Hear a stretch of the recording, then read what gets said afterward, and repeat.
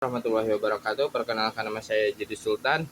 Saya akan menjawab pertanyaan dari mata kuliah dasar-dasar penyuluhan. 1. Pengertian komunikasi secara umum dalam penyuluhan. Contoh, komunikasi secara umum adalah proses seseorang yang menyampaikan pesan kepada. Komunikasi itu proses berlaku informasi agar kedua pihak memiliki makna yang sama. Contoh, seseorang guru menjelaskan materi di kelas, lalu siswa menyampaikan atau bertanya ketika belum paham. Komunikasi dalam konteks penyuluhan adalah proses penyampaian informasi pertanian pada penyuluhan kepada petani agar petani mampu memahami, mau menerima, kemudian mempraktekkan inovasi yang memberikan. Jadi komunikasi penyuluhan lebih memaknakan pada perubahan perilaku sasaran.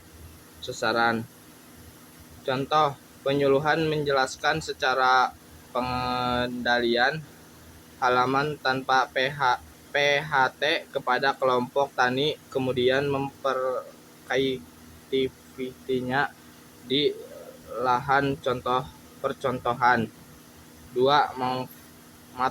Manfaat CSB intro dalam penyuluhan.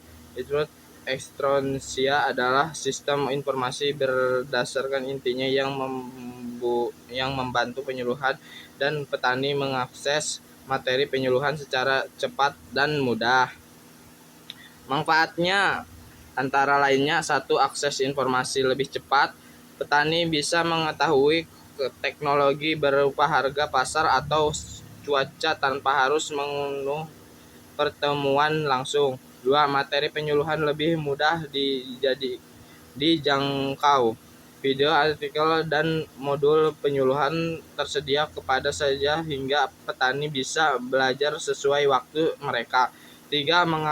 Mengatakan kemampuan penyuluhan. Penyuluhan dapat berkelompok data materi terbaru dan contoh kasus dari daerah lain untuk memperkaya metode penyuluhan. 4. Memperluas jangkauan penyuluhan. Penyuluhan tidak hanya menjangkau suatu kelompok tani, tetapi dapat menyebabkan komunikasi kebanyakan petani yang seksugus melalui pertemuan online. 5. Meningkatkan integrasi antara petani dan penyuluhan.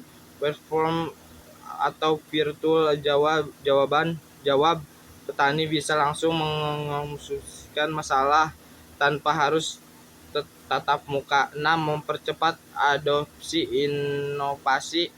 Informasi yang selengkapnya dan mudah diakses membuat petani lebih cepat memahami teknologi baru. 3. Cara penyuluhan mengatasi komunikasi. Beberapa cara yang dapat dilakukan penyuluhan agar komunikasi belajar efektif, yaitu: 1. Menggunakan bahasa yang mudah dipahami. Hindari istilah teknisi yang terlalu rumit. Penyampaian harus sesuai dengan pendidikan petani. 2. Membangun hubungan yang baik dengan petani. Penyuluhan perlu rumah terbuka, menghargai pendapatan petani agar dikomunikasi belajar dua arah. 3. Menggunakan metode penyuluhan yang tetap, misalnya domestisasi politik, kunjungan lapangan, diskusi kelompok, atau media visual agar petani lebih mudah memahami. 4. Mendengarkan kebutuhan petani. Penyuluhan tidak boleh hanya memberi materi, tetapi juga harus mengerti masalah yang dihadapi petani. 5. Menyesuaikan waktu dan kondisi lapangan. Tidak masalah kegiatan ketika petani sedang sibuk musim tanaman atau petani. 6.